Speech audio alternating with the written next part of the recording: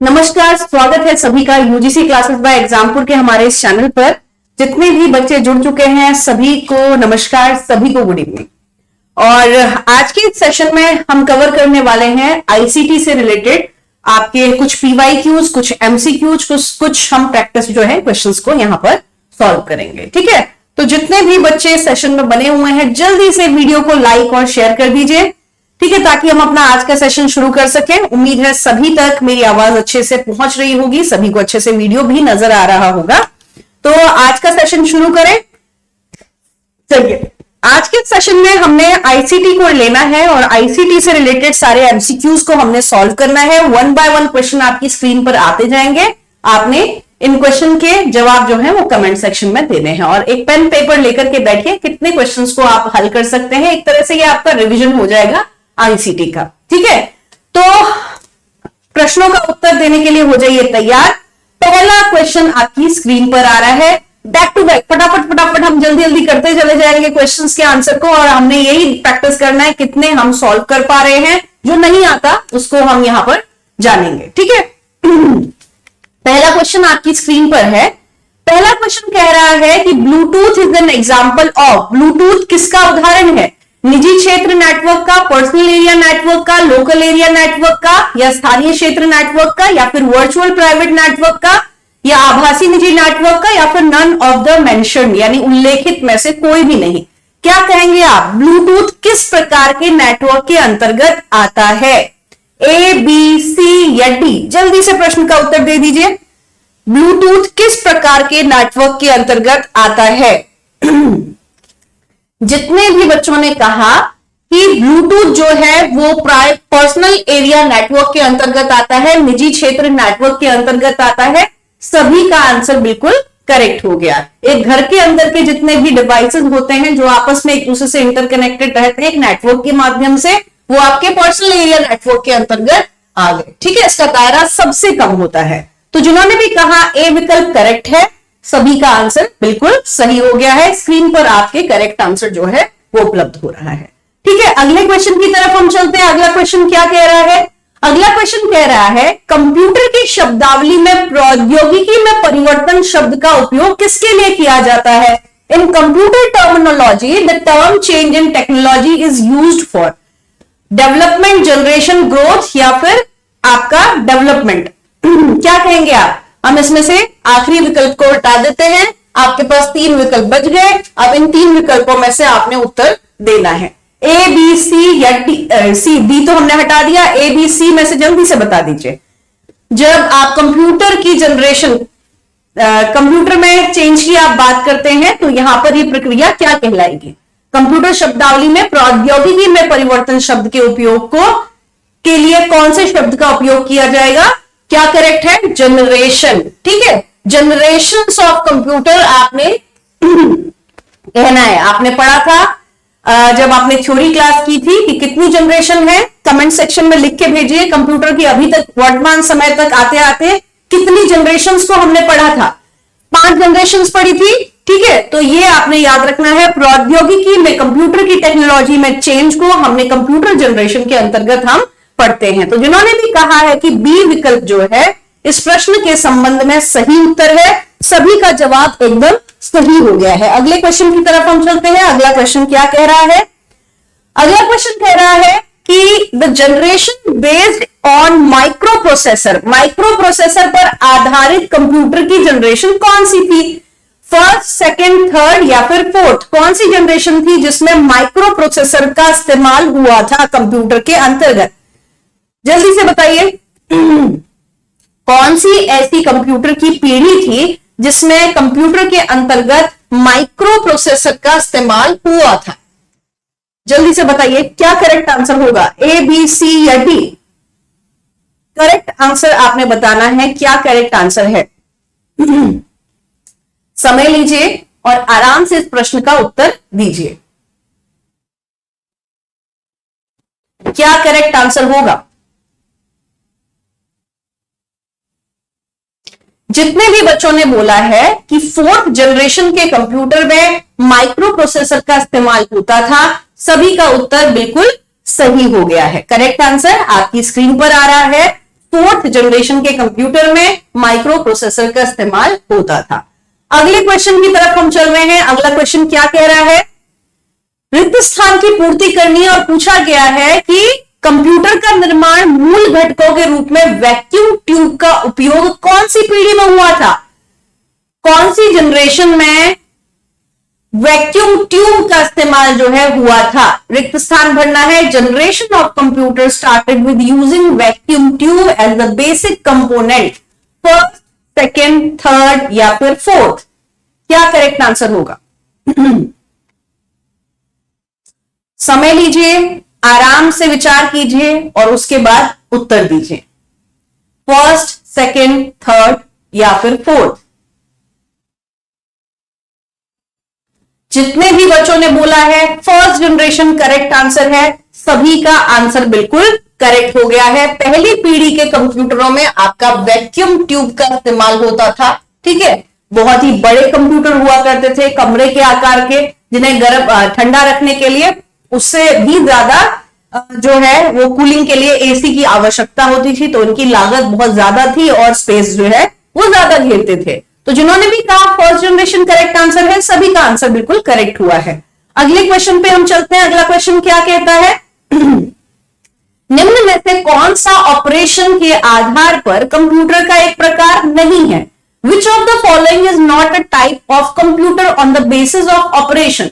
Remote, hybrid, analog या फिर digital. आपने कंप्यूटर के प्रकार पढ़े थे, उन कंप्यूटर के प्रकार को पढ़ करके आपको पता चला था कि कंप्यूटर के कितने प्रकार हैं और उन आधारों पर कौन कौन से प्रकार में कंप्यूटर को बांटा गया है। जल्दी से बताइए, रिमोट, हाइब्रिड, एनालॉग या डिजिटल। पूछा गया है कि दिए गए विकल्पों में से कंप्यूटर का एक प्रकार कौन सा नहीं है, कौन सा नहीं है? क्या कहेंगे आप, ए, बी, सी या डी? कौन सा करेक्ट आंसर है? कौन सा नहीं है? जिन्होंने भी बोला है ए विकल्प, रिमोट जो है कंप्यूटर का प्रकार नहीं है, बाकी हाइब्रिड, एनालॉग और डिजिटल जो है ये कंप्यूटर के प्रकार हैं। ठीक है, तो ए विकल्प जिन्होंने भी कहा था करेक्ट है, सभी का आंसर बिल्कुल करेक्ट हो गया है। आंसर देख लेते हैं स्क्रीन पर। ए विकल्प आपका बिल्कुल करेक्ट आंसर है। अगले क्वेश्चन की तरफ हम चलते हैं। अगला क्वेश्चन क्या कह रहा है, a computer that operate on digital data. एक कंप्यूटर जो कि डिजिटल डेटा पर काम करता है, कौन सा है? रिमोट, हाइब्रिड, एनालॉग या फिर डिजिटल? डिजिटल डेटा पर काम करने वाला कंप्यूटर कौन सा है? डिजिटल डाटा पर काम करने वाला कंप्यूटर कौन सा है? रिमोट, हाइब्रिड, एनालॉग या फिर डिजिटल? ए, बी, सी या फिर डी? जिन्होंने भी बोला है डिजिटल कंप्यूटर डिजिटल डेटा पर काम करते हैं, सभी का आंसर बिल्कुल करेक्ट हो गया है। करेक्ट आंसर आपकी स्क्रीन पर आ रहा है। अगले क्वेश्चन की तरफ हम चलते हैं। अगला क्वेश्चन क्या कह रहा है? अगला क्वेश्चन कह रहा है द इन्वेंशन ऑफ, रिक्त स्थान को भरना है, gave birth to the much cheaper micro computer. किसके आविष्कार ने बहुत सस्ते माइक्रो कंप्यूटर को जन्म दिया? मेन फ्रेम कंप्यूटर्स ने, माइक्रो कंप्यूटर ने, माइक्रो प्रोसेसर ने या फिर पीडीएज ने? किसके आविष्कार ने बहुत ही सस्ते माइक्रो कंप्यूटर को जन्म दिया? ए, बी, सी या फिर डी? क्या कहेंगे आप, क्या करेक्ट आंसर है? ए, बी, सी या फिर डी? क्या करेक्ट आंसर होगा इस प्रश्न के संबंध में?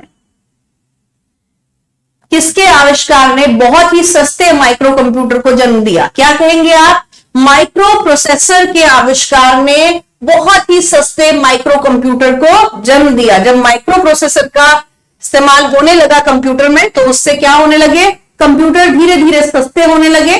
ठीक है, और आज के समय में आप देखते हैं कि उतना ज्यादा महंगा कंप्यूटर नहीं है जितना पहले के समय में हुआ करता था। और आज तो हर किसी के हाथों में, हर किसी के घर में कोई ना कोई सिस्टम जो है अवेलेबल है ही। ठीक है, तो सी विकल्प जिन्होंने भी कहा करेक्ट है, सभी का आंसर बिल्कुल करेक्ट हो गया है। अगले क्वेश्चन की तरफ हम चल रहे हैं। अगला क्वेश्चन क्या कह रहा है? रिक्त स्थान की फिर से पूर्ति करनी है। कहा गया है computer are lower to mainframe computer in term of speed and storage capacity. कौन से प्रकार के कंप्यूटर गति और भंडारण क्षमता के मामले में मेन फ्रेम कंप्यूटर से कम है? मिनी, सुपर, मेन फ्रेम या फिर हाइब्रिड? कौन से प्रकार के कंप्यूटर गति और भंडारण यानी कि जिनकी स्पीड और स्टोरेज ये मेन फ्रेम कंप्यूटर से कम है? आप क्या कहेंगे, क्या करेक्ट आंसर होगा? ए, बी, सी या फिर डी?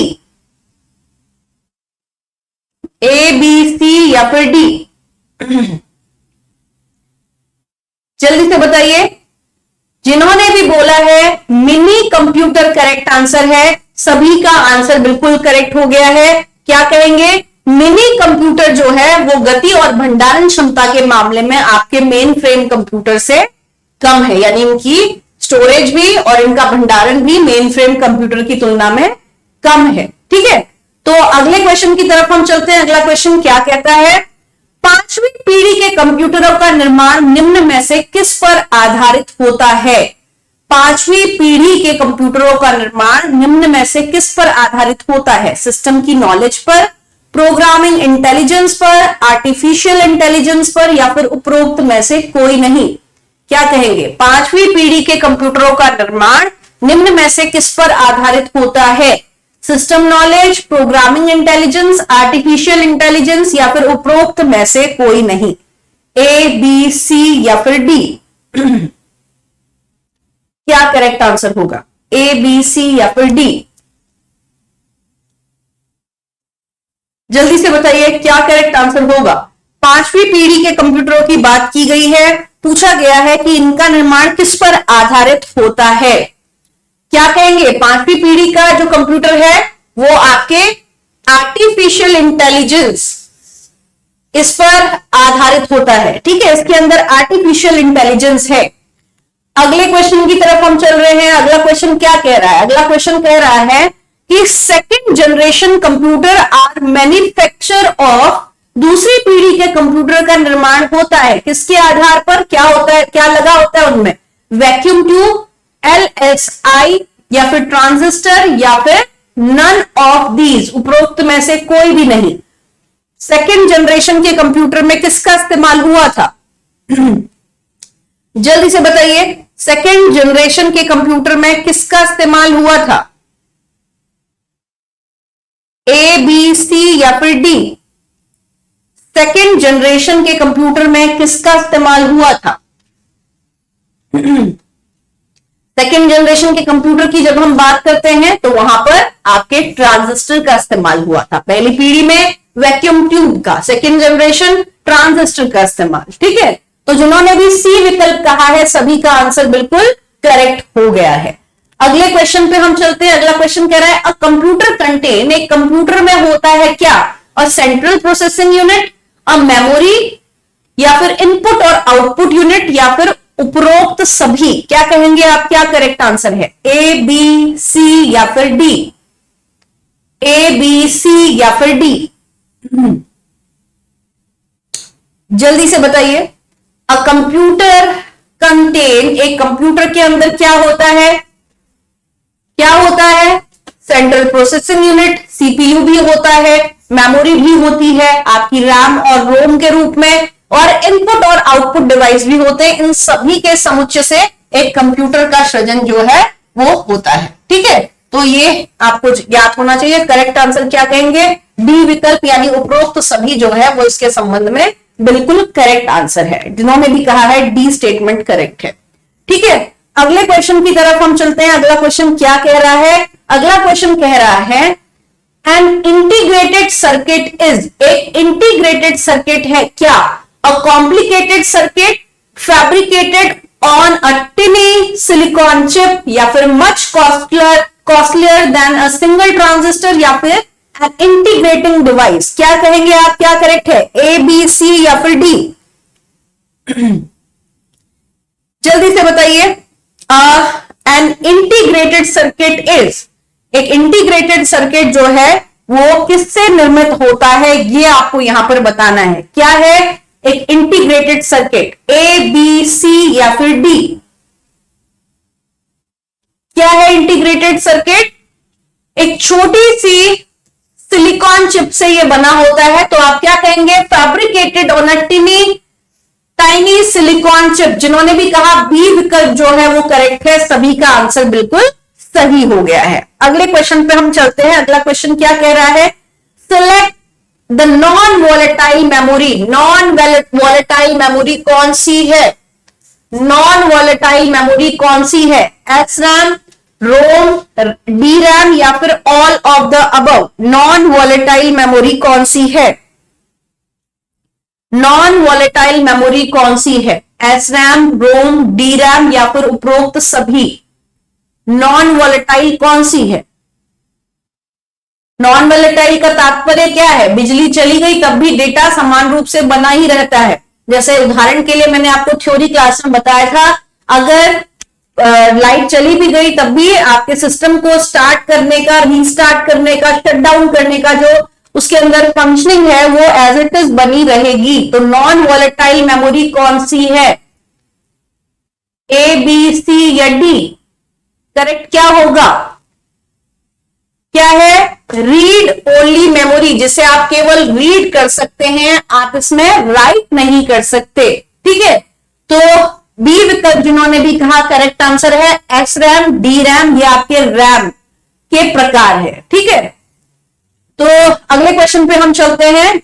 अगला क्वेश्चन क्या कह रहा है, करेक्ट आंसर क्या था इसका, बी विकल्प जिन्होंने भी कहा था करेक्ट है, सभी का आंसर बिल्कुल करेक्ट हो गया है। अगले क्वेश्चन पे चल रहे हैं। अगला क्वेश्चन कहता है, any data or instructions entered into the memory of a computer is called। Computer की मेमोरी में दर्ज किया गया कोई भी डेटा या निर्देश कहलाता है क्या, स्टोरेज, इनपुट, आउटपुट या फिर इंफॉर्मेशन।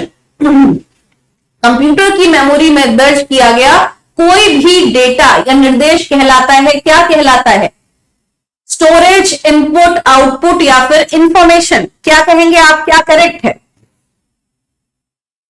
कंप्यूटर की मेमोरी में दर्ज किया गया कोई भी डेटा या निर्देश क्या कहलाएगा, स्टोरेज, इनपुट, आउटपुट या फिर इंफॉर्मेशन। A, B, C या फिर D। क्या कहेंगे, कंप्यूटर की मेमोरी में आपने कुछ चीज दर्ज की, वो डेटा या निर्देश क्या कहलाएंगे। आप कंप्यूटर में जो भी निर्देश देते हैं वो किस रूप में देते हैं, इनपुट के तौर पर। ठीक है, कंप्यूटर आपकी कमांड लेता है, आपकी जो कमांड होती है, जो भी निर्देश आप दे रहे हैं वो कंप्यूटर को दिए जाने वाले इनपुट है। ठीक है, उसने रिजल्ट शो किया तो वो आउटपुट के तौर पर रिजल्ट जो है वो शो किया। तो जिन्होंने भी कहा कि इसका बी विकल्प सही है, सभी का आंसर बिल्कुल करेक्ट हो गया है। ठीक है, अगले क्वेश्चन की तरफ हम चलते हैं। अगला क्वेश्चन कह रहा है, कंप्यूटर के जनक कौन है, Charles Newman, Henry Babbage, Charles Babbage या फिर हेनरी ल्यूइस। क्या कहेंगे, क्या करेक्ट है, A, B, C या फिर D। कंप्यूटर के जनक या फादर ऑफ कंप्यूटर, कंप्यूटर के पिता कह लीजिए, कौन थे कंप्यूटर के जनक, कंप्यूटर के पिता या फादर ऑफ कंप्यूटर। क्या करेक्ट है, A, B, C या फिर D। A, B, C या फिर D क्या करेक्ट होगा। जितने भी बच्चों ने कहा है चार्ल्स बैबेज कंप्यूटर के पिता या फिर जनक हैं, सभी का आंसर बिल्कुल करेक्ट हो गया है। ठीक है, आपका सी विकल्प जो है इस प्रश्न के संबंध में बिल्कुल करेक्ट आंसर है। अगले क्वेश्चन पे हम चलते हैं। अगला क्वेश्चन क्या कह रहा है, select the name of the generation which the operating system is used the first time. उस पीढ़ी का नाम का चयन करना है जिसमें पहली बार ऑपरेटिंग सिस्टम का उपयोग किया जाता है, जिसमें पहली बार ऑपरेटिंग सिस्टम का प्रयोग किया गया था। फर्स्ट जनरेशन, थर्ड, सेकंड या फिर फोर्थ जनरेशन। कौन सी ऐसी पीढ़ी थी जिसमें पहली बार ऑपरेटिंग सिस्टम का इस्तेमाल किया गया था। क्या करेक्ट आंसर होगा, A, B, C या फिर D। क्या कहेंगे आप, क्या करेक्ट आंसर है। और उस जनरेशन के बाद से आपके पर्सनल कंप्यूटर डेवलप हो गए थे और धीरे धीरे उन पर्सनल कंप्यूटर के विकास के क्रम में और उससे बेहतर कंप्यूटर जो है वो निरंतर आते गए और पोर्टेबल होते गए धीरे धीरे कंप्यूटर। ऑपरेटिंग सिस्टम का उपयोग कौन सी पीढ़ी में हुआ था। करेक्ट आंसर क्या है, A, B, C या फिर D। थर्ड जनरेशन कंप्यूटर, जिन्होंने भी कहा बी विकल्प करेक्ट है, सभी का आंसर बिल्कुल करेक्ट हो गया है। थर्ड जनरेशन के बाद से आपके थर्ड जनरेशन में ऑपरेटिंग सिस्टम का इस्तेमाल होने लगा था और इसी के बाद से आपके पर्सनल कंप्यूटर जो है इसी जनरेशन में आकर के निर्मित हो गए थे और धीरे धीरे उन पर्सनल कंप्यूटर्स में सुधार होता गया और एक ऐसा समय आया जब आपके पर्सनल कंप्यूटर जो है वो बहुत ही ज्यादा पोर्टेबल और चीप होते चले गए, ठीक है, सस्ते होते चले गए। तो जिन्होंने भी कहा बी विकल्प करेक्ट है, सभी का आंसर बिल्कुल सही हो गया है, ठीक है।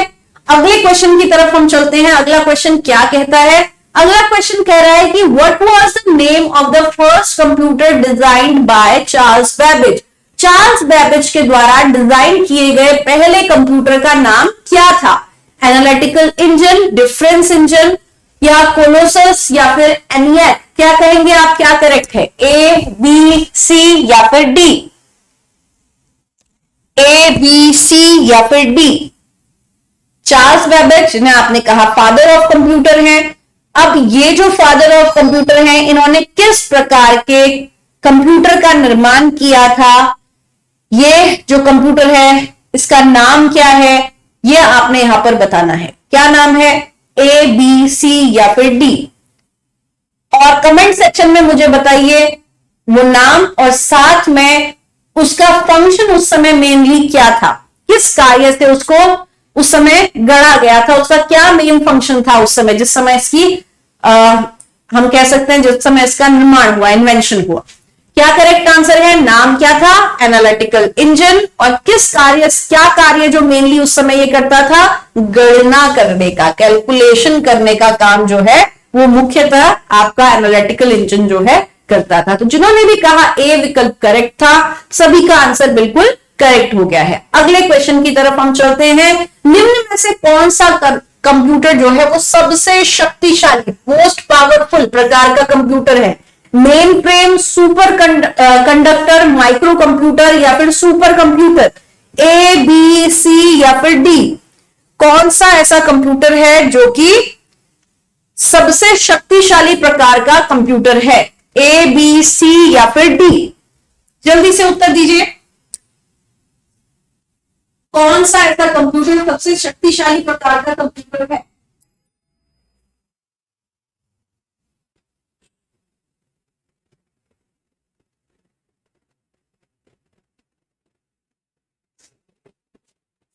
करेक्ट आंसर क्या रहेगा? जितने भी बच्चों ने बोला है सुपर कंप्यूटर जो है वो इस प्रश्न के संबंध में सही उत्तर है, सभी का आंसर बिल्कुल करेक्ट हो गया है। सुपर कंप्यूटर इस प्रश्न के संबंध में करेक्ट आंसर है। यही कंप्यूटर सबसे शक्तिशाली प्रकार का है, ठीक है, और लेकिन ये आकार में आपका काफी बड़ा होता था, ठीक है। तो बी विकल्प यहाँ पे हाईलाइट जो है वो गलत हुआ है, कंडक्टर पे हाईलाइट हुआ है, सुपर कंप्यूटर आपका करेक्ट आंसर होगा, ठीक है। डी स्टेटमेंट आपकी बिल्कुल करेक्ट है इस प्रश्न के संबंध में। अगले क्वेश्चन पे हम चलते हैं। अगला क्वेश्चन कह रहा है रिक्त स्थान की पूर्ति करनी है कि किस प्रकार के कंप्यूटर जो हैं are used in banking, railway and airlines. Banking, railway और एयरलाइंस में रिक्त स्थान की पूर्ति करते हुए बताना है कंप्यूटर का, किस प्रकार के कंप्यूटर का उपयोग किया जाता था? मिनी, माइक्रो, सुपर या फिर मेन फ्रेम कंप्यूटर? ए, बी, सी या फिर डी? क्या करेक्ट आंसर होगा? बैंकिंग, रेलवे, एयरलाइंस में किस प्रकार के कंप्यूटरों का उपयोग किया जाता था या किया जाता है? एक, मेन फ्रेम कंप्यूटर से अन्य कंप्यूटर जो हैं वो जुड़े हुए रहते हैं, ठीक है, और मेन फ्रेम कंप्यूटर में सारे के सारे आपके सॉफ्टवेयर वगैरह इंस्टॉल रहते हैं, उसी में सारा डाटा रहता है, उन्हीं से डाटा जो है वो अन्य कंप्यूटर में शेयर कर लिया जाता है, ठीक है। कौन सा प्रकार का वो कंप्यूटर है? ए, बी, सी या फिर डी? करेक्ट क्या है? Main frame computer. जिन्होंने भी कहा है डी विकल्प सही है इस प्रश्न के संबंध में, सभी का उत्तर बिल्कुल करेक्ट हो गया है, ठीक है। अगले क्वेश्चन की तरफ हम चल रहे हैं। अगला क्वेश्चन क्या कह रहा है? The primary purpose of software is to turn data into. Software का प्राथमिक उद्देश्य डेटा को किसमें बदलना है? वेबसाइट्स में, इंफॉर्मेशन में, प्रोग्राम्स में या फिर ऑब्जेक्ट्स में? क्या कहेंगे आप, क्या करेक्ट है? ए, बी, सी या फिर डी? सॉफ्टवेयर का प्राथमिक उद्देश्य डेटा को किस में बदलना है? वेबसाइट, इंफॉर्मेशन, प्रोग्राम या फिर ऑब्जेक्ट? क्या करेक्ट आंसर होगा? ए, बी, सी या फिर डी? जल्दी से बताइए। सॉफ्टवेयर का प्राथमिक उद्देश्य डेटा को किस में बदलना है? सॉफ्टवेयर का प्राथमिक उद्देश्य क्या होगा? डेटा को किस में बदलेगा? इंफॉर्मेशन में। ठीक है, तो जिन्होंने भी कहा कि बी विकल्प करेक्ट है, सभी का आंसर बिल्कुल करेक्ट हो गया है। डेटा को इंफॉर्मेशन में परिवर्तित कर देगा। ठीक है, तो बी विकल्प आपका बिल्कुल करेक्ट है इस प्रश्न के संबंध में। अब अगले क्वेश्चन की तरफ हम चलते हैं। अगला क्वेश्चन क्या कहता है कि रिक्त स्थान की फिर से पूर्ति करनी है। Is the science that attempt to produce machines that display the same type of intelligence that human do. वह विज्ञान है जो कि ऐसी मशीनों का उत्पादन करने का प्रयास करता है जो उसी प्रकार की बुद्धि प्रदर्शित करती है जो कि मनुष्य में होती है। क्या कहेंगे आप? वो कौन सी कंप्यूटर के अंदर कौन से प्रकार की जो है मेमोरी है जिसको कि जो मनुष्य के अंदर जैसी बुद्धि होती है वैसी ही है? Nano science, nano technology, simulation या फिर आर्टिफिशियल इंटेलिजेंस? कहा गया है वह विज्ञान है जो ऐसी मशीनों का उत्पादन करने का प्रयास करता है जो उसी प्रकार की बुद्धि प्रदर्शित करता है जैसी मनुष्य के अंतर्गत होती है। क्या करेक्ट आंसर होगा? ए, बी, सी या फिर डी? जल्दी से बताइए, विचार कीजिए। कौन सी प्रकार की ऐसा विज्ञान का क्षेत्र है जो मनुष्य के जैसी बुद्धि को प्रदर्शित करता है? जितने भी बच्चों ने कहा कि आर्टिफिशियल इंटेलिजेंस, डी विकल्प जो है करेक्ट आंसर है। यही आर्टिफिशियल इंटेलिजेंस है जो कि मानव की बुद्धि का एक कृत्रिम रूप है। ठीक है, तो इसलिए इसका नाम आर्टिफिशियल इंटेलिजेंस यानी कि कृत्रिम बुद्धि जो है वो रखा गया है। तो जिन्होंने भी कहा डी विकल्प करेक्ट है, सभी का आंसर बिल्कुल करेक्ट हो गया है। अगले क्वेश्चन की तरफ हम चलते हैं। अगला क्वेश्चन क्या कहता है? The computer size was very large in. कौन सी पीढ़ी में कंप्यूटर का आकार बहुत बड़ा होता था? फर्स्ट, सेकंड, थर्ड या फिर फोर्थ? क्या करेक्ट आंसर होगा? ए, बी, सी या फिर डी? क्या करेक्ट आंसर होगा? कौन सी पीढ़ी में कंप्यूटर का आकार बहुत बड़ा होता था? क्या करेक्ट आंसर होगा? जल्दी से बताइए, कौन सी ऐसी पीढ़ी थी जिसमें कंप्यूटर का आकार बहुत बड़ा होता था? क्या करेक्ट आंसर है?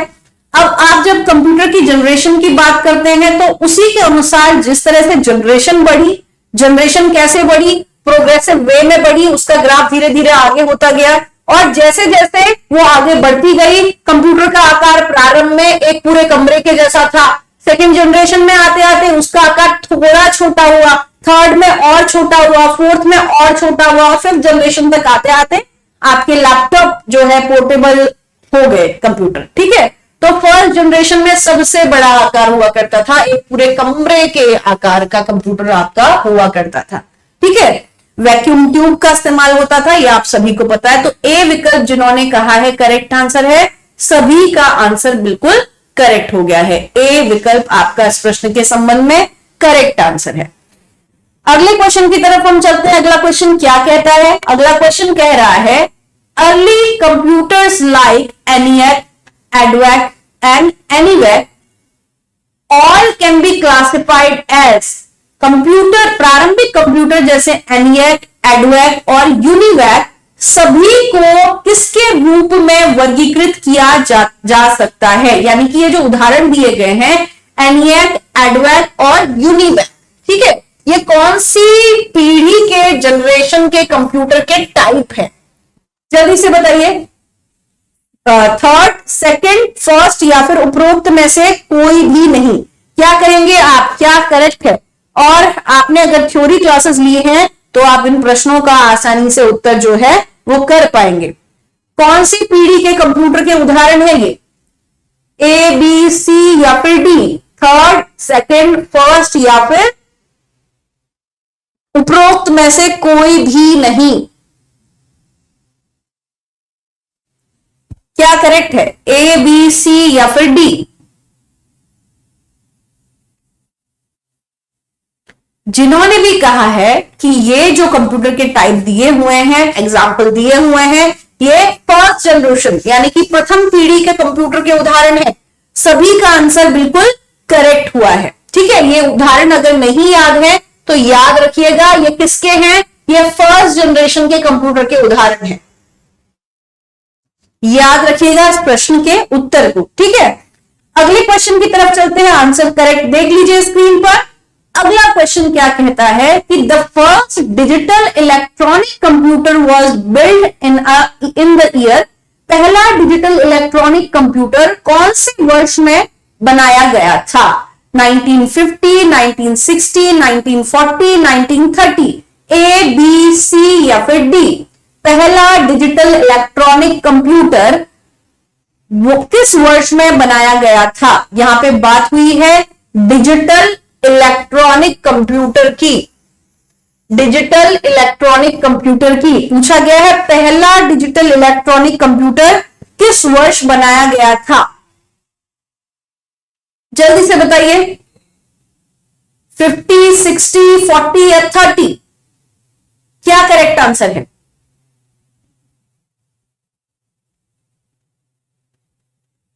जितने भी बच्चों ने बोला कि 1940 का वो दौर था जब पहला डिजिटल इलेक्ट्रॉनिक कंप्यूटर का निर्माण हुआ था, तो सभी का उत्तर यहां पर बिल्कुल सही हो गया है। ठीक है, अगले क्वेश्चन की तरफ हम चलते हैं। अगला क्वेश्चन क्या कहता है?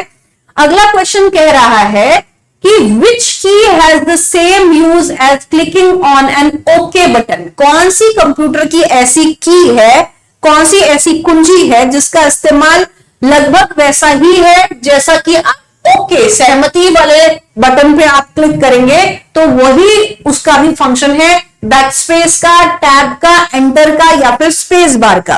क्या कहेंगे आप, क्या करेक्ट है? ए, बी, सी या फिर डी? ए, बी, सी या फिर D? Which key has the same use as clicking on an okay button, backspace, tab, enter या फिर स्पेस बार? ए, बी, सी या फिर डी? कौन सी ऐसी की है? एंटर की। ठीक है, जिन्होंने भी कहा सी विकल्प करेक्ट है, एंटर की है वो जिसका कि एज इट इज फंक्शन है, जैसा आप ओके के बटन को अगर आप क्लिक कर रहे हो, सहमति दिखाना। ठीक है, आपका सी विकल्प जिन्होंने भी कहा था करेक्ट है, सभी का आंसर बिल्कुल करेक्ट हो गया है।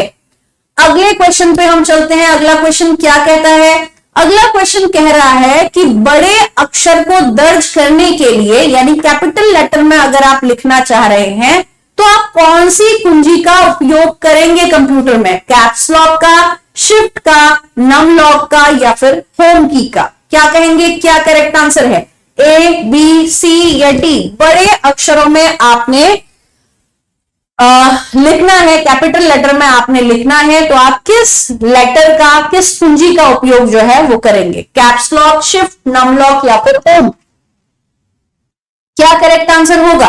कौन सी कुंजी रहेगी? कैप्स लॉक जो है इसके लिए आप इस्तेमाल करेंगे। कैप्स लॉक ऑन कर दिया तो कैपिटल में लाइट आपको जली हुई दिख गई तो समझ लो कि वो कैप्स लॉक ऑन है, यानी कैपिटल में आपका अक्षर आ जाएंगे। अगर कैप्स लॉक बंद कर दिया तो लाइट बंद हो जाएगी वहां पर और आपको पता चल जाएगा कि अब जो है अभी स्मॉल लेटर में हम लिख सकते हैं। ठीक है, तो ए विकल्प जो है सभी के करेक्ट आंसर है अगर आपने ए विकल्प कहा है तो। ठीक है, अगले क्वेश्चन की तरफ हम चलते हैं। अगला क्वेश्चन क्या कह रहा है?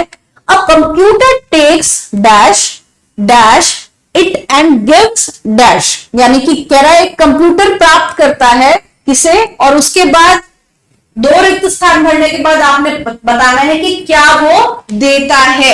ए, बी, सी या डी? करेक्ट आंसर क्या होगा, जल्दी से बताइए।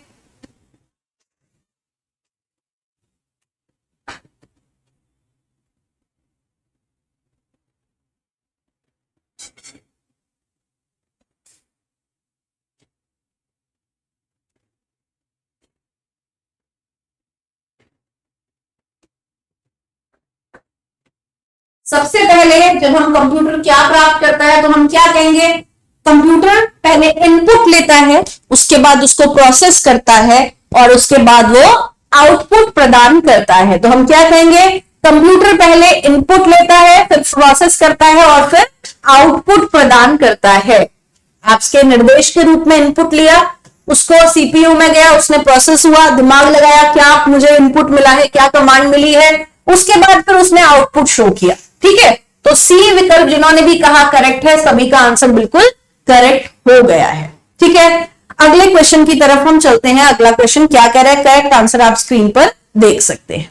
ठीक है, चलिए अगला क्वेश्चन कह रहा है CPU is called dash of a computer. CPU को कंप्यूटर का क्या कहा जाता है? हार्ट, ब्रेन, आई या फिर उपरोक्त में से कोई भी नहीं।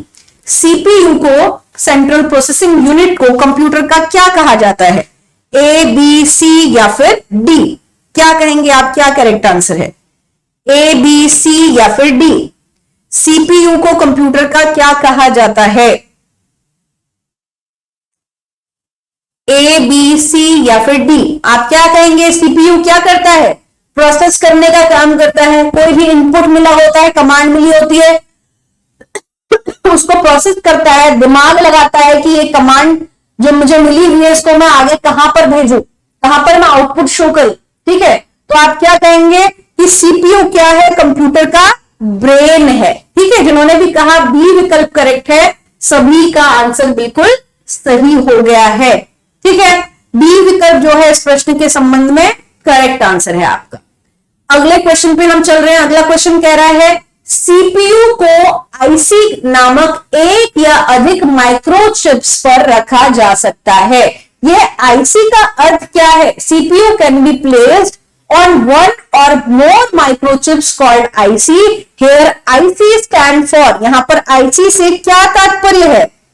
आईसी की फुल फॉर्म आपने बतानी है। आईसी से क्या तात्पर्य है?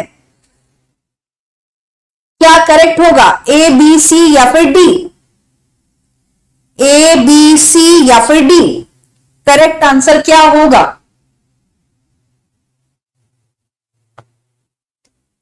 क्या कहेंगे?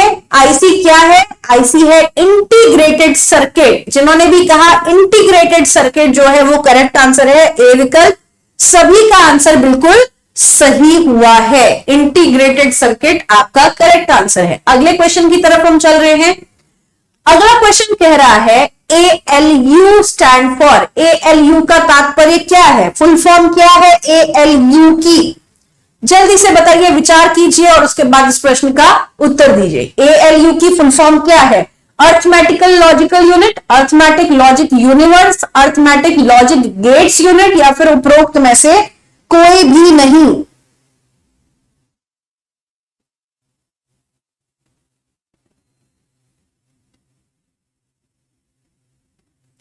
ए, बी, सी या फिर डी?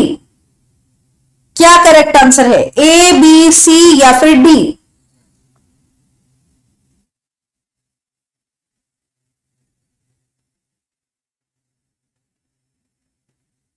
करेक्ट आंसर क्या है? ALU arithmetic logic unit. जिन्होंने भी कहा ए विकल्प जो है करेक्ट है इस प्रश्न के संबंध में, सभी का आंसर बिल्कुल सही हो गया है। अर्थमेटिक लॉजिक यूनिट इस प्रश्न का एकदम करेक्ट आंसर है। ठीक है, अगले क्वेश्चन की तरफ हम चल रहे हैं। अगला क्वेश्चन क्या कहता है?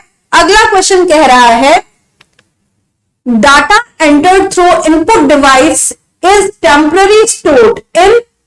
इनपुट डिवाइस के माध्यम से दर्ज किया गया डेटा अस्थायी रूप से कहां पर संग्रहित किया जाता है? रैम में, रोम में, हार्ड डिस्क में या फिर उपरोक्त में से सभी में? क्या कहेंगे, क्या करेक्ट है? ए, बी, सी या फिर डी?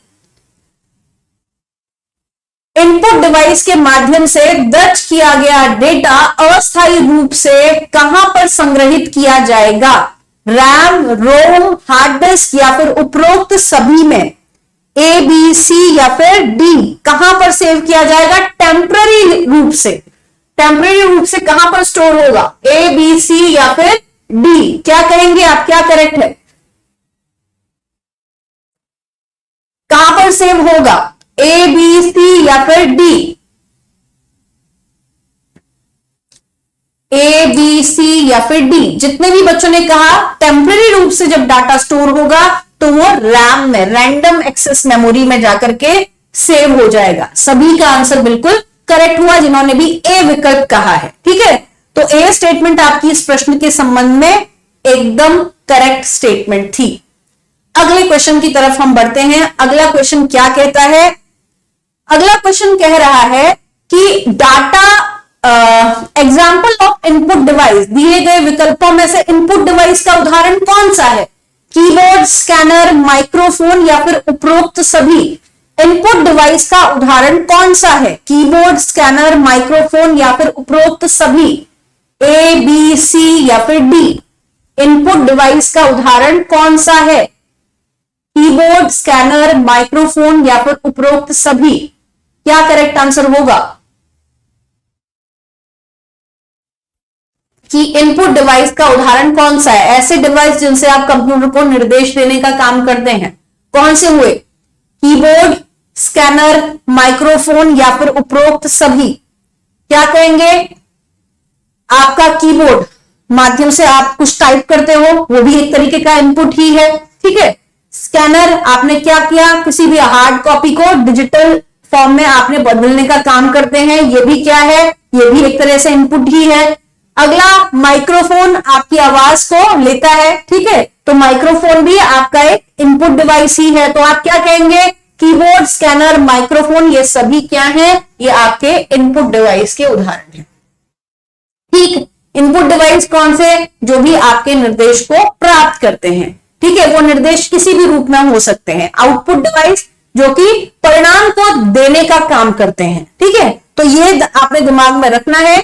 तो यहां पर कीबोर्ड, स्कैनर, माइक्रोफोन जो है वो आपके इनपुट डिवाइस की श्रेणी के अंतर्गत आ गए। तो बी विकल्प आपका इस प्रश्न के संबंध में एकदम करेक्ट आंसर था। अगले क्वेश्चन की तरफ हम चलते हैं। करेक्ट आंसर स्क्रीन पर है, आप देख सकते हैं। अगला क्वेश्चन कह रहा है, Who invented a mechanical calculator known as Pascal calculator? Pascal calculator नामक यांत्रिक कैलकुलेटर का आविष्कार किसके द्वारा किया गया था?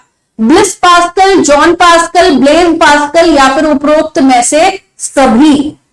पास्कल कैलकुलेटर नामक यांत्रिक कैलकुलेटर का आविष्कार किसने किया था? Bliss pascal, John pascal, Blaise Pascal या फिर उपरोक्त सभी। क्या करेक्ट होगा? ए, बी, सी या फिर डी। क्या करेक्ट है आंसर? जल्दी से बताइए। पास्कल कैलकुलेटर नामक यांत्रिक कैलकुलेटर का आविष्कार किसने किया था? ए, बी, सी या फिर डी। क्या करेक्ट आंसर है? जल्दी से विचार कीजिए और बताइए। सभी के सरनेम में पास्कल है, तो कौन से पास्कल थे वो? ब्लेस, जॉन, ब्लेज या फिर उपरोक्त में से कोई भी नहीं। करेक्ट आंसर क्या है? जिन्होंने भी कहा है ब्लेज पास्कल, सी विकल्प करेक्ट है। सभी का आंसर बिल्कुल करेक्ट हुआ है। सी विकल्प जिन्होंने भी सहमति दिखाई कि सी विकल्प करेक्ट है, सभी का आंसर इस प्रश्न के संबंध में बिल्कुल करेक्ट हुआ है। आंसर देख लीजिए क्या करेक्ट आंसर है। अगले क्वेश्चन की तरफ हम चलते हैं। अगला क्वेश्चन क्या कहता है? The size of computer drastically reduced because of, रिक्त स्थान की पूर्ति करनी है। किसके कारण कंप्यूटर का आकार काफी कम हो गया है? ट्रांजिस्टर, इंटीग्रेटेड सर्किट, रेजिस्टर्स या फिर नन ऑफ द अबव। उपरोक्त में से कोई भी नहीं। किसका इस्तेमाल करने से कंप्यूटर के अंदर कंप्यूटर का आकार काफी कम हो गया है? ट्रांजिस्टर, इंटीग्रेटेड सर्किट, रेजिस्टर्स या फिर उपरोक्त में से कोई भी नहीं। क्या कहेंगे? ए, बी, सी या फिर डी। क्या करेक्ट स्टेटमेंट होगी? ए, बी, सी या फिर डी। जल्दी से बताइए क्या करेक्ट स्टेटमेंट होगी। 34th क्वेश्चन का आप आंसर कर रहे हैं। करेक्ट स्टेटमेंट आपने बतानी है कि इस प्रश्न के संबंध में करेक्ट आंसर क्या है। किसका इस्तेमाल होने से आपका कंप्यूटर का आकार काफी कम हो गया है? क्या कहेंगे? Integrated circuit. ठीक है, इंटीग्रेटेड सर्किट का इस्तेमाल होने से कंप्यूटर के अंदर कंप्यूटर का आकार जो है वो काफी कम हो गया है और आज के समय में तो और भी कम हो गया है। आसानी से आप उसे उठा करके दूसरे स्थान पर भी ले जा सकते हैं। जहां पहले आप फर्स्ट जनरेशन में देख रहे थे पूरे एक कमरे में भरा हुआ था, अब इंटीग्रेटेड सर्किट के आ जाने से आकार काफी कम हो गया है। ठीक है, तो जिन्होंने भी कहा कि बी विकल्प करेक्ट है आपका इस प्रश्न के संबंध में, सभी का आंसर बिल्कुल करेक्ट हो गया है। अगले क्वेश्चन की तरफ हम चलते हैं। अगला क्वेश्चन क्या कहता है? रिक्त स्थान की पूर्ति करनी है। Introduced it's first personal computer PC for the home user. किसने सबसे पहला पर्सनल कंप्यूटर जो है वो घर में रहने वाले उपभोक्ताओं के लिए बनाया था? आईबीएम ने, एप्पल ने, माइक्रोसॉफ्ट ने, या उपरोक्त में से कोई नहीं। ऐसी कंपनी का नाम आपने बताना है जिसने सबसे पहले पर्सनल कंप्यूटर को घर के उपभोक्ताओं के लिए इंट्रोड्यूस कराया, उनके लिए परिचित कराया। कौन सी ऐसी कंपनी थी? यानी कि हर व्यक्ति तक पहुंच हो गई थी कंप्यूटर की। कौन से कंपनी ऐसी थी? आईबीएम, एप्पल, माइक्रोसॉफ्ट, या फिर उपरोक्त में से सभी? क्या कहेंगे आप? क्या करेक्ट आंसर है? ए, बी, सी या फिर डी? क्या करेक्ट आंसर है? ए, बी, सी या फिर डी? कौन से ऐसे प्रकार के कंप्यूटर हैं या किस कंपनी ने इस प्रकार के कंप्यूटर को इंट्रोड्यूस करा सबसे पहले कि वो सभी घर घर में उपभोक्ताओं तक पहुंच पाए? क्या कहेंगे? करेक्ट आंसर है आईबीएम। याद रखिएगा, आईबीएम ने ऐसे पर्सनल कंप्यूटर को इंट्रोड्यूस कराया सभी होम यूजर्स के लिए। ठीक है, तो ए विकल्प आपका इस प्रश्न के संबंध में बिल्कुल करेक्ट आंसर है। ठीक है, अगले क्वेश्चन पे हम चलते हैं। अगला क्वेश्चन क्या कहता है? The primary memory also termed as. प्राथमिक मेमोरी को दूसरा नाम एक और है जिस रूप में उसे जाना जाता है। किस नाम से जाना जाता है? मेन मेमोरी कहा जाता है, सेकंड मेमोरी कहा जाता है, या फिर मेन और सेकंड दोनों कहा जाता है, या फिर तीनों में से कोई भी नहीं कहा जाता? क्या कहेंगे आप? क्या करेक्ट है? ए, बी, सी या फिर डी? ए, बी, सी या फिर डी? क्या कहेंगे आप? क्या करेक्ट है? ए, बी, सी या फिर डी? प्राइमरी मेमोरी कौन सी होती है? जो कि कंप्यूटर के अंदर पहले से ही विद्यमान है, रैम और रोम के रूप में। ये आपकी प्राइमरी मेमोरी है। ठीक है, जो कंप्यूटर में पहले से ही मौजूद रहती है। सेकेंडरी मेमोरी जिसे आप बाहर से एक्सटर्नल रूप से डिवाइस में लगाते हैं ताकि आपकी मेमोरी जो है वो बढ़ जाए। अब जब स्पीड की बात करेंगे तो किसकी ज्यादा होगी? मेन की या फिर सेकेंडरी की? आंसर क्या निकला क्वेश्चन का? Main memory. जब स्पीड की बात होगी तो क्या ज्यादा होगा? किसकी ज्यादा होगी? मेन मेमोरी की स्पीड ज्यादा होगी। मेन को ही प्राइमरी भी कहा जाता है। ठीक है, तो प्राइमरी मेमोरी और मेन मेमोरी ये एक ही चीज है। ठीक है, तो आप प्राइमरी कह लीजिए या फिर मेन कह लीजिए। ठीक है, ये एक ही चीज है। तो ए विकल्प अगर आपने कहा है इस प्रश्न का सही उत्तर है तो सभी का आंसर बिल्कुल करेक्ट हुआ है। अगले क्वेश्चन की तरफ हम चलते हैं। अगला क्वेश्चन क्या है? अगला क्वेश्चन कहता है combination of 4 bit is called a, यानी 4 बिट का समुच्चय क्या कहलाएगा? बाइट, निब्बल या फिर बाइट निब्बल दोनों, या फिर उपरोक्त में से कोई भी नहीं। 4 बिट का कॉम्बिनेशन क्या कहलाएगा? ए, बी, सी या फिर डी? 4 बिट का कॉम्बिनेशन क्या कहलाएगा? ए, बी, सी या फिर डी?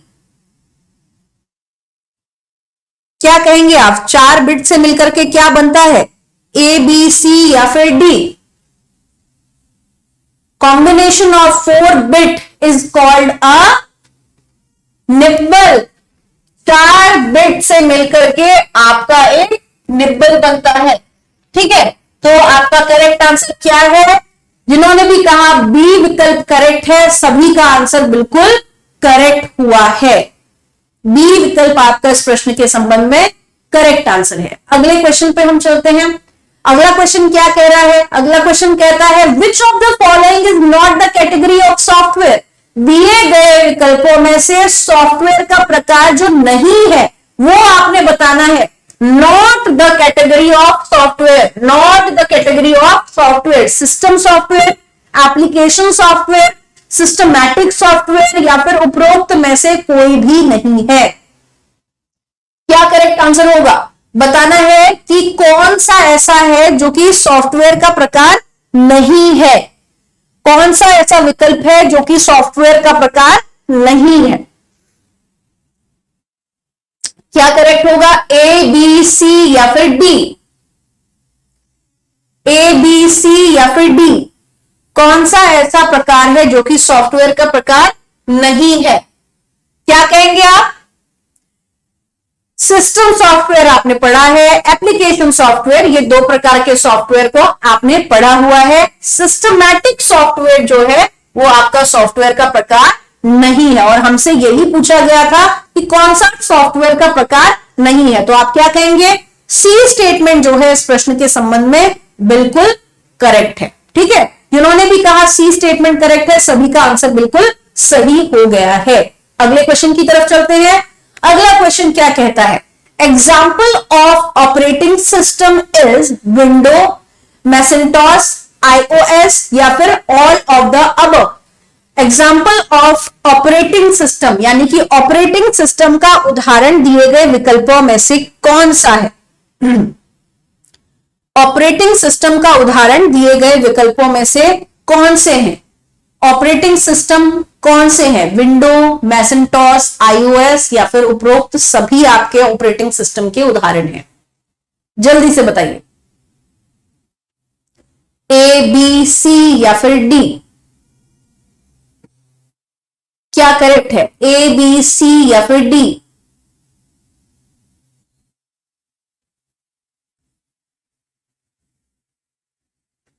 ऑपरेटिंग सिस्टम के एग्जाम्पल विंडो भी है, मैकिन्टॉश भी है, आपके iOS भी है। तो आप क्या कहेंगे, तीनों ही आपके ऑपरेटिंग सिस्टम के उदाहरण है। तो आपका डी स्टेटमेंट जो है इस प्रश्न के संबंध में बिल्कुल करेक्ट हुआ है। ठीक है, जिन्होंने भी डी विकल्प कहा था करेक्ट है, सभी का आंसर बिल्कुल करेक्ट है। अगले क्वेश्चन की तरफ हम चलते हैं। अगला क्वेश्चन क्या है, computer that are portable and convenient for user who travel are known as. ऐसे कंप्यूटर जो कि आसानी से आप एक स्थान से दूसरे स्थान पर ले जाकर के उनके साथ सफर कर सकते हैं, वो कौन से प्रकार के हैं? Super computer, laptop, mini computer या फाइल सर्वर? आप क्या कहेंगे, क्या करेक्ट होगा आंसर? ऐसे कंप्यूटर जिन्हें आप आसानी से उठा करके एक स्थान से दूसरे स्थान पर ले जा सकते हैं, वो कौन से प्रकार के कंप्यूटर होंगे? ए बी सी या फिर डी? क्या कहेंगे, क्या करेक्ट स्टेटमेंट है? ए बी सी या फिर D? Super computer, laptop, mini computer या फिर फाइल सर्वर? क्या करेक्ट आंसर होगा? लैपटॉप आपके पोर्टेबल कंप्यूटर है जिन्हें आप आसानी से एक स्थान से दूसरे स्थान पर ले जाके आराम से ट्रैवल कर सकते हो। ठीक है, तो आपका इस संबंध में जिन्होंने भी कहा कि बी स्टेटमेंट करेक्ट है, सभी का आंसर बिल्कुल करेक्ट हो गया है। तो कमेंट सेक्शन में एक बार सभी बच्चे बताइए मुझे कि कितने बच्चों के कितने कितने करेक्ट हुए हैं।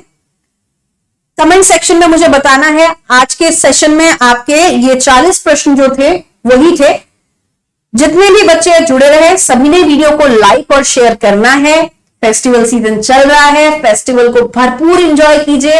1 घंटा, 2 घंटा, 3 घंटा पढ़ाई के लिए भी निकालिए, और जैसे ही फेस्टिवल सीजन ओवर होगा आप लोगों ने जुट जाना है पढ़ाई में, क्योंकि आगामी 20 नवंबर से आपके नेट की परीक्षा जो है वो स्टार्ट हो जाएगी।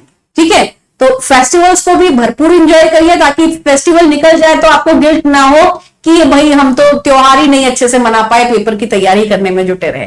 फेस्टिवल को जो करना चाह रहे हो उसे भरपूर एंजॉय करो, ताकि रिग्रेट ना हो आगे जाकर के। और उसके बाद जो काम करना है, यानी कि उसके बाद का काम है आपका पढ़ाई में जुट जाना, उसको भी जम के करो, ताकि आगे जाकर के रिग्रेट ना हो तो कि हमने वही पढ़ाई नहीं करी। तो इसलिए अब समय जो है वो बहुत समीप है, आपको अच्छे से पढ़ाई करने के लिए जुटना है।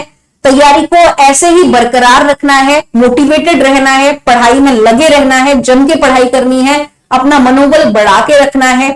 जो जब काम जिस समय का होता है उस समय उसे भरपूर आनंद से कीजिए, पूरे डेडिकेशन के साथ कीजिए, तो सफलता आपको जरूर मिलेगी। ठीक है, हमेशा ये स्पिरिट जो है बना के रखिए, क्योंकि आप ही नहीं तैयारी कर रहे हैं, आपके साथ कई बच्चे जो हैं वो आपके एनटीए यूजीसी नेट के पेपर की तैयारी कर रहे हैं। तो ऐसे में आपको क्या चाहिए, पूरी तरह से मोटिवेट रहना है और हर समय अलर्ट रहना है, क्योंकि अगर आप थोड़ा सा धीमे पड़े तो शायद आपके साथ जो अन्य बच्चे तैयारी कर रहे हैं उनकी भी तैयारी आपके बराबर की है और हो सकता है आपसे और भी बेहतर तैयारी हो। इसलिए आपने अपने कंपटीशन की जो भावना है आपके अंदर वो निरंतर बनाए रखनी है। क्लासेस को लगातार लेते रहना है, आपकी प्रैक्टिस हो रही है, आपका रिवीजन भी हो रहा है इन क्लासेस से, ठीक है। तो ये सारी चीजें आपने करना है और अच्छे से पढ़ाई करनी है, अच्छे से फेस्टिवल भी एंजॉय करना है। जितने भी बच्चे सेशन में बने रहे, बहुत बहुत शुक्रिया सेशन में बने रहने के लिए, सभी का बहुत बहुत आभार, ठीक है। तो आपसे कल 5 बजे फिर से मुलाकात होगी, तब तक के लिए सभी को मेरा नमस्कार और बहुत बहुत शुक्रिया। वीडियो को बच्चे लाइक और शेयर जरूर करना है। जितने भी बच्चे जुड़े रहे, जिन्होंने भी वीडियो को लाइक और शेयर नहीं किया है, वीडियो को लाइक शेयर जरूर कीजिए। आपके सभी त्योहारों के लिए आप सभी को ढेरों शुभकामनाएं। कल फिर से मुलाकात करते हैं, तब तक के लिए सभी को मेरा नमस्कार।